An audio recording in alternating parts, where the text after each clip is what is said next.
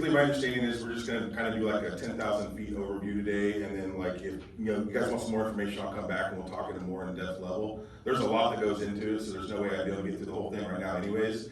But basically, I'm just gonna kind of tell you guys, where I started and what my companies do, and then I'll open it up and I'll just start answering everybody's questions. And I think you have a couple questions for me. Yeah, I have some questions, just kind of give everybody interest. So tell everybody how you started. Are you local from KC? Yeah.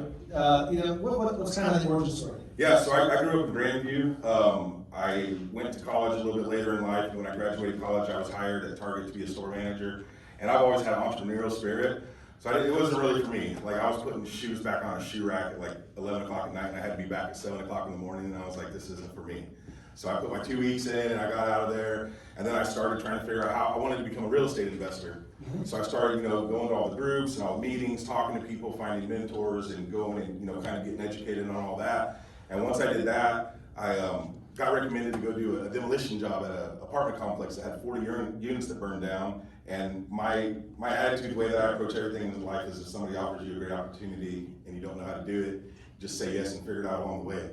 So we figured out along the way how to demo out 40 units, and we started doing that. We became a demolition company, and we did that for several years for several investors in Kansas City, kind of built a really good reputation with that. And then we started getting into make-readies and remodels, things of that nature, hired people that knew what they were doing, general contractors, hired them to come work for me. So we started doing remodels with Brownberg Property Solutions, which is my remodeling company. We did that for several years, and then a couple of my investors, a lady named Megan Duma, she's a great investor. I don't know if anybody knows her, but she's very well known in Kansas City. She's also a lawyer. She said that she had 12 Airbnbs, and she wanted to know if I would be interested in learning how to manage them for her, because we had a good working relationship with the contracting side of things.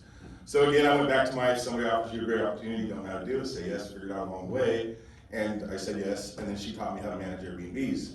And she's a very smart woman, she knows her stuff, she taught me everything I know. And I took that and I started, managing her Airbnbs, and then as more of my investors that I worked with as a contractor started getting into short-term rentals, they knew that I managed short-term rentals, so they started asking me to manage their short-term rentals. Joe Williams, he's another really big investor, he gave me like 10 properties.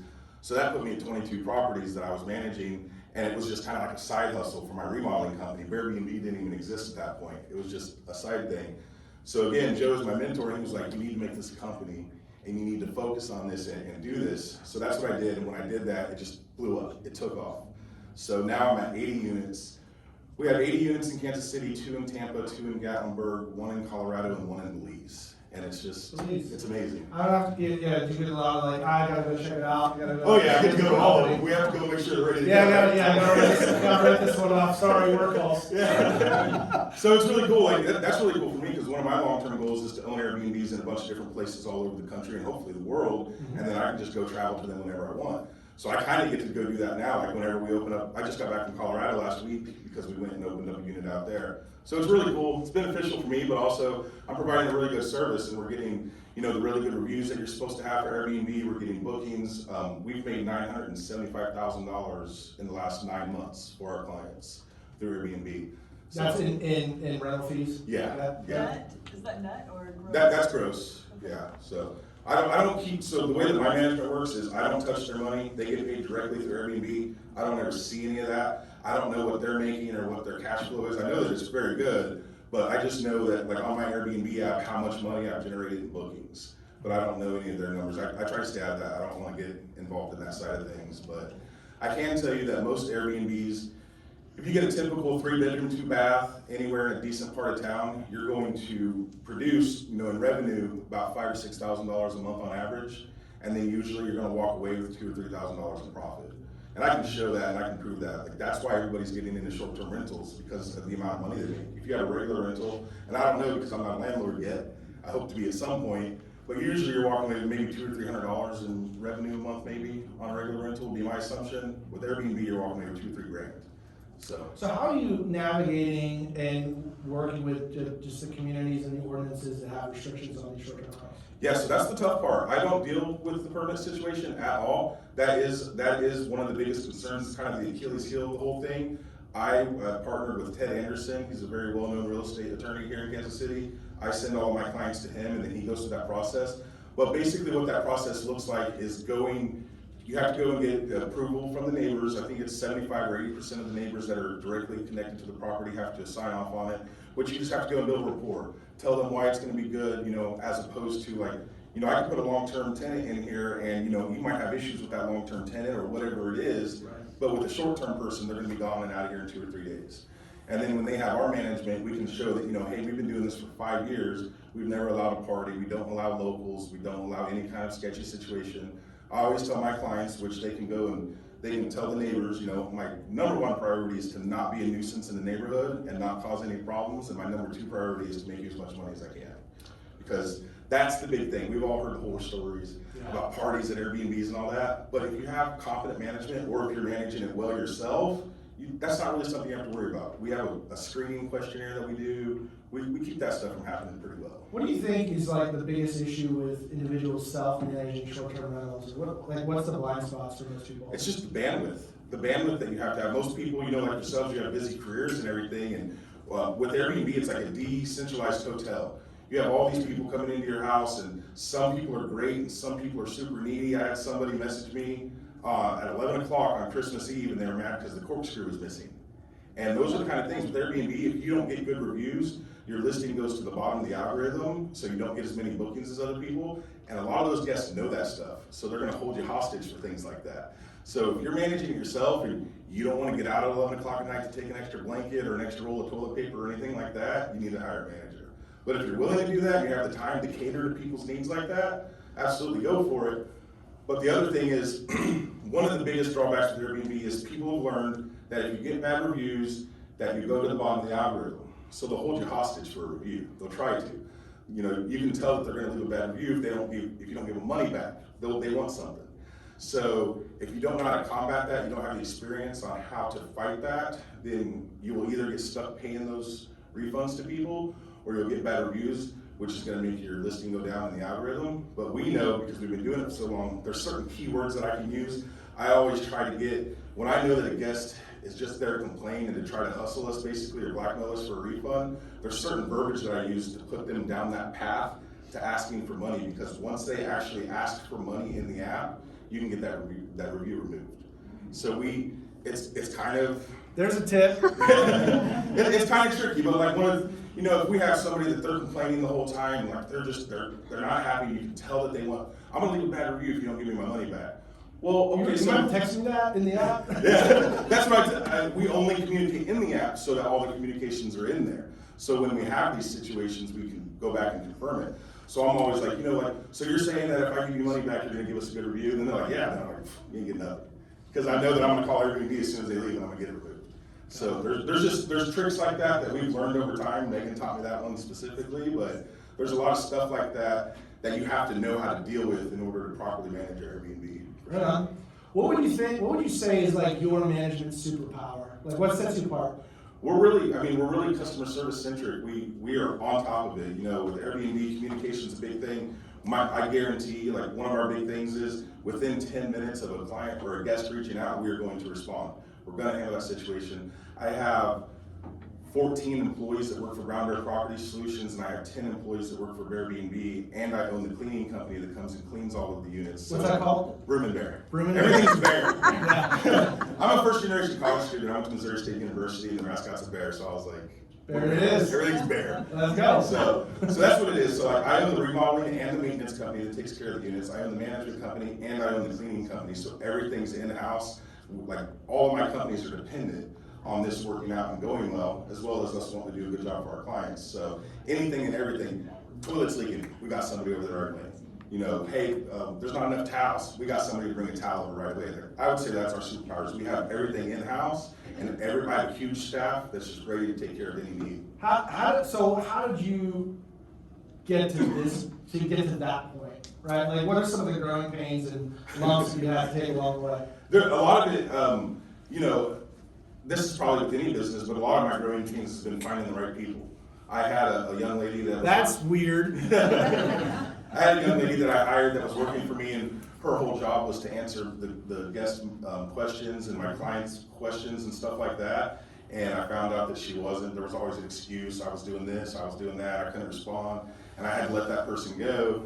And now they let themselves go. Yeah. I try to keep that in mind, but I try to be really fair to everybody, so I kind of gave her a way too much leniency that I shouldn't have gave her. But I did have to let her go, and she let herself go. But after that happened, now we were kind of back on track. We have everybody doing their stuff right, and I would say that my biggest problem with all that is once you get that one person that's not pulling their weight, it's like a cog in the mechanism, right? Oh, yeah. Like that one is broke, so everything's broke. So we spent the last 2 months just fixing everything. So it was a struggle for sure, but it's all back to. Last question before we open it up to the field. What's like some of the funniest, scariest, or weirdest kind of stories you've had so far in the last 5 years in short-term rental? Yeah, I mean, I can't really think of a particular one, but I can tell you there's been a lot of crazy stuff. Like we had a lady tell us that somebody was peeking in through the window. We've had people call us at like 2 o'clock in the morning and like, hey, the lock's not working, but the lock's working. They're just not able to figure it out. I had a guy down at one of our units come in drunk at like 3 o'clock in the morning and couldn't figure out the thing, and he was calling me, telling me he's gonna fight me and all kinds of crazy stuff. I had to go down there, and I get Sounds down. like a blast. Like we I get down and I'm a big guy, and then he's all like, "Oh, I'm so sorry," being nice and all that. You didn't sound like somebody. Yeah. But no, I know that I do have some like crazy stories. I just can't think of them. It's a little just on the spot. No worries. But I do know that like I can tell you guys, like maybe if I come back, I'll remember one. But Airbnb is great. You make a lot of money. You meet a lot of cool people. There's a lot of really fun stuff about it. But there's also like some this is weird stuff. Yeah? Yeah. There's stuff. Yeah. So who's got questions?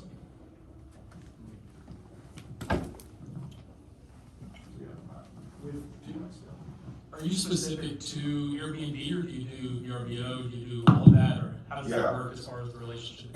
So the way that those work is like you don't want to have a bunch of communication coming from different apps like VRBO and Airbnb and all this. So what we did is I just paid to have a direct booking website built. That direct booking website is done, and what I'm in the process now is integrating a software called Guesty for hosts, and that software is a management software. So once I get that integrated into my system and I train everybody how to use it, then I'll be able to put in VRBO, Airbnb, and my direct booking website, and then it'll all funnel down through that Guesty for hosting. That's my big project that I'm working on for the first quarter of this year.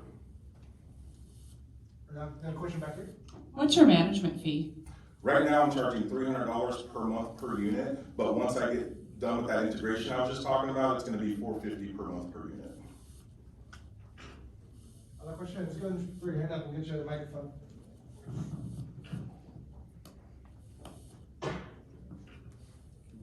Yeah.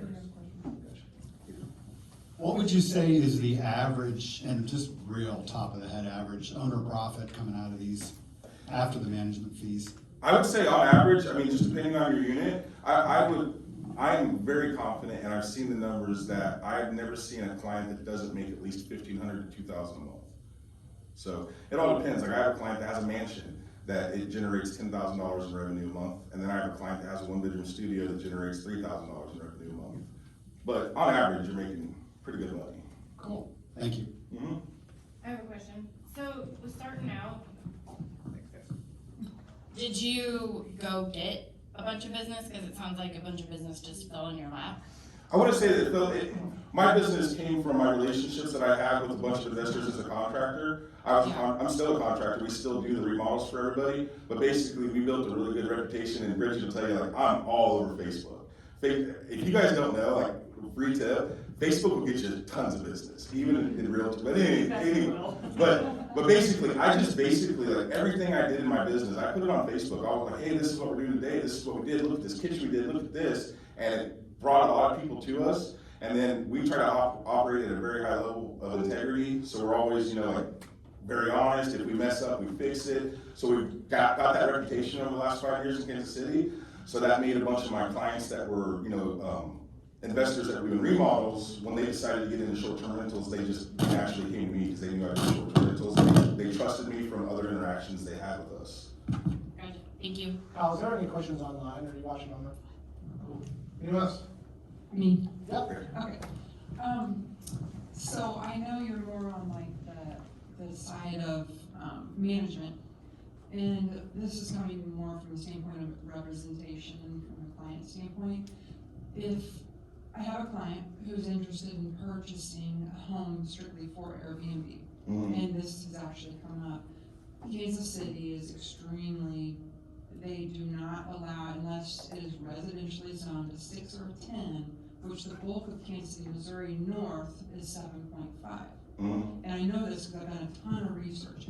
Is there someone that you could refer us to if because we want to help our clients. We don't want to get them into a situation where they get in and they buy it and all of a sudden it's like, oh, I can't Airbnb this because it's R7.5.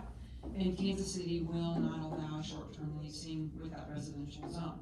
So do you have someone on staff that could, other than an attorney that you had mentioned earlier, that could help advise us and lead us down a path so we can advise our clients? Yeah, I mean, unfortunately, I don't. It's just it's too much of a legal thing. I can't. I don't have that information readily available. Right. Plus, I'll be 100% honest with you. Like, I've been on the city's website and I've read all that stuff, and it's like Chinese to me.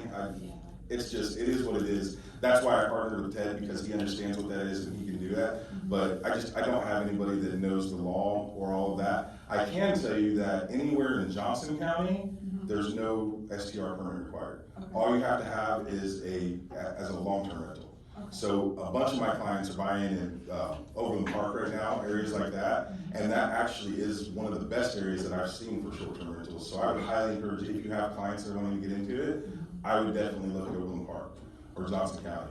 It's great. And will you give us that attorney's name, or me, so I could Yeah, absolutely. refer that person out to? Because I'm not the expert by any means, but I can't answer questions. I'm not going to answer legal questions. Right. But if I have a source that is a pro, that would be hugely helpful. Absolutely. I'm more than happy to give you guys Ted's info, all that. Thank you. I will say, I mean, I got a little side note.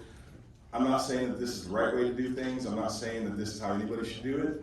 But I know a lot of people who are operating short-term rentals right now without permits, and they've been doing it for several years, and there's just so much money to be made that as their investing strategy, they're willing to take that risk, and then they have a different exit strategy if something were to happen. But I can tell you, and I'm not advocating this, I'm not saying that it's right, but there are a lot of people with short-term rentals that are not permitted that have been making really nice profits for several years. And they have other exit strategies if something ever happens. And one of the good things about having a good manager, or if you're managing it really well yourself, is as long as you're not causing problems in the neighborhood, you don't have people there at 11 o'clock at night throwing parties and all that, your neighbors really don't care, as long as there's no problems being happening. And the only time the city ever gets on you is when the neighbors start complaining.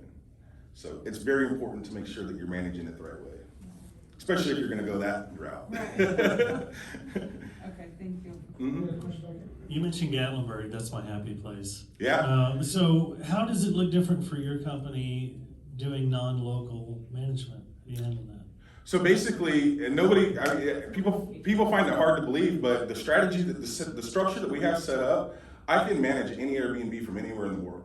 It all comes through my phone. It's all managed through my phone. All I do whenever somebody sets one up in a different part of the country is I go there, I find a local cleaner, and I find a local maintenance person, and I hire them. And I know it sounds overly simple, but there's people with houses in every single city you go to, and there's cleaners and there's maintenance people in every single city you go to. I just go down there and I basically identify the 2 best maintenance people I can find and the 2 best cleaners I can find. I hire one of each, and then I keep the other one for backup in case something ever happens. Tax deductible business trip. Oh yeah, absolutely. I had to go and I had to rent that $3,000 rental. It was market research. But Ross, what's you got? You said 3-bed, 2-bath in a good area of town. You're probably not talking school district, right? Like, are close to Walmart, close to Target, is there any? no, it's just as long as the neighborhood, as long as the neighborhood feels safe and it's accessible to things, there's really not a lot that goes into it. Even like, it doesn't have to be, like for realtors terms, I know you guys have to have like closets and windows to call them bedrooms. On Airbnb, that doesn't matter. If you have 2 bedrooms upstairs and a finished basement with no windows and no closets, that's still third bedroom on Airbnb. So there's a lot of opportunities. One of the things I've really noticed, I don't know how many of you are investors or deal with that side of things, but there's a lot of investment properties that the money doesn't, the numbers don't make sense because you're not gonna get this on the rental, you're not gonna get this on a flip. It'll make sense on Airbnb though, and that's what most of my clients have found out. I have clients that are buying like 5 houses a week. So right now we have 80 units and I have 30 that I'm building for my clients that have bought them right now. What do you mean by building? Like we design and furnish them and everything. So basically, like if you were my client, you're like, hey, I got this house, I want to make it an Airbnb. I go and I tell you like, okay, it's going to cost this much money to do it, and then I'll build it out and I'll make it live for you. Yeah. Sorry if this was already addressed, but what about location? Like, is that not an issue as far as anywhere in the Kansas or Missouri? It is, as long as it's safe. And you know, again, the permitting thing is its own thing. But I always tell everybody, and I don't feel any particular way about this, but if you're wanting an STR, stay west of Troost, west of Hyde Park, anywhere from North Kansas City all the way down to Waldo, anywhere in there, as long as you're west of Troost, you're gonna do great. So even residential houses, like, oh, excuse me, I always thought of like condos or like close to Arrowhead or places that are gonna be your prime, but you're saying like. Houses are better than the condos. Some people do have the condos, and I have 9 of them with the Flash Cube apartments downtown, and they do okay, but houses are way better. Houses do the best on Airbnb. Okay, so what do you mean when you say get it ready for a client? You go in and put locks on the doors, or do you do gutting on certain things because you know what's gonna flow and what's not gonna flow? Yeah, so like I'll walk, like if you call me and you're like, hey, I got this house, I'll go walk it and I'll say like, hey, I think we should add this, this, this, and this. And if you decide to do that, my remodeling company can come do it, or you can hire whatever contractor you want. But after that, like the design part, I'll come in and I'll say, hey, all right, we're gonna spend $20,000 on all of the furniture, all of the supplies, the linens, the dishes, the cookware, all of that. That also includes, we put a smart lock on the deadbolt. We make sure your door handle doesn't lock, because some people just instinctively will lock a door lock when they walk out, and then they're locked out and we gotta go get them a key. So we'll put a door handle or doorknob that does not lock, a smart lock on your deadbolt, and then we'll put a backup lockbox and we put a camera. And that's all, like we do all that. And so we do all that, and then we design and furnish the house. Okay, one more question.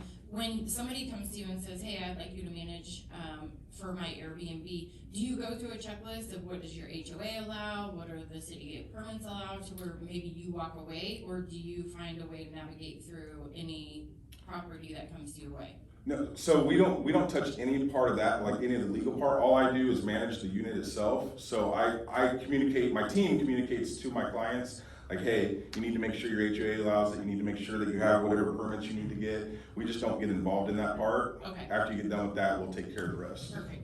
Yeah. Yeah, I want to ask you a question about the forecast of this model that you have, right? So the short-term rentals. Yeah. So obviously it's taken off, it's grown over the last 5-7 years. Rentals, long-term rentals are huge, but it seems like this industry is kind of, overcoming that. So we work with a lot of investors. I'd love to communicate them at a high level. What would you say forecasting, how long will this market be strong for short-term rentals, if you had to predict it?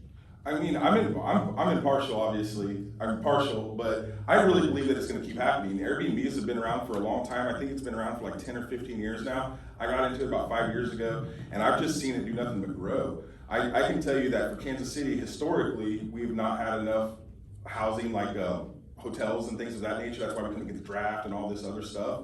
And that Airbnbs are really filling that. The last time I checked, there was like 2,000 or 3,000 Airbnbs in Kansas City, and I can tell you that they stay full nonstop. I really don't know how to predict what's going to happen, but from my experience and from what I've seen and the growth that I've seen, I can't imagine it slowing down anytime soon. Don't you think though that market would eventually peak, right? There can only be so many short-term rentals in Kansas City. I mean, what's driving people to Kansas City? I get that. I can answer that question. So I'm sure that there is a peak somewhere. I just don't know where that peak is. I can tell you that over the last 5 years, I mean, there's been 2, 3, almost 4,000 Airbnbs, and they're always getting booked. But at some point, I'm sure there is some sort of a ceiling. But nobody's traveling to Kansas City for vacation or anything like that. That's like the number one pushback I get. They're coming here for conventions and weddings and funerals and family reunions, and unfortunately people are sick and having to go to the hospital. They're coming for job interviews. I have a Chiefs player staying in one of my units for the entire season. There's all kinds of reasons. I got like 10 bookings today from some convention that's happening in Overland Park, February 2nd or 3rd or something like that. It's nonstop. Before I started managing Airbnbs, I had no idea that there were so many events in Kansas City. There's tons of stuff going on here. Probably got a few bookings from Cincinnati. Got a lot of them. Yeah, that's another thing that we do, man. Like one of the really cool things about Airbnb is you get a chance to talk to people, you know. And if you build a rapport with your guest and you talk to them, like they're gonna leave you good reviews. I was telling all the Bills fans, like, if you guys win, we're gonna charge you an extra fee. Like we just mess with them, you know. We have fun with them, you know. So it's a lot of fun. I know as like a family, so traveling with 2 young kids in a hotel is the worst. You can't get away from them, you can't hang out, and they need to sleep at 6, and it super sucks. Yeah, and I mean that's the thing. We only Airbnb, Yeah. and in fact, we go up to Duluth, Minnesota, and we stay in the exact same house, it's called the Hoover House. And we're there every year, we know the owners by name, and we've been there 6 years straight. Like, It's that's amazing. where we You go. got a washer and dryer, you got a kitchen. Some of our units, we have basements with pool tables and video games and all that stuff. A hotel can't compete with Airbnbs. And I can tell you another thing to your point is I'm getting tons of new bookings. One of the things we look at is like your reviews, how long you've been on Airbnb when you're trying to stay at one of our places, because we want to know if you're going to be a good guest or not. One of the things I've really noticed is brand new profiles, no reviews, tons of new people. Airbnb has been popular for a long time, and there's been a lot of people on it, but I think Airbnb is having an explosive growth situation right now, which is coming down to us. Because, you know, I probably get 30 or 40 booking requests every day, and I would say like 20 of them are brand new profiles, people that have never been on Airbnb before. There's tons of people that are starting to do it. So can you talk to that? It's like, what are you seeing, like when somebody goes live, how long is it taking for them to get like capacity? I don't want to over exaggerate or over promise things, but I can tell you that I have yet to have a unit that didn't go live and book the same day. It's crazy. Like, I'm not saying that you're going to get 30 days of bookings in one day, but you're going to get a couple bookings in the first day. And I will tell you that the slow season is basically from the end of October until mid-February. So we are in the slow season right now. Houses are usually booking about 15 to 20 days a month. But once March hits, right around March Madness, it's going to be 25 to 30 days a month, every single month until November, in every single unit. And we're charging like $250 a night for a 3-bedroom, 2-bath. And that's in Kansas City. Kansas City, Independence, Grandview, Overland Park, anywhere. And Tyler, that kind of ties into my question. So you get an owner that signs up with you.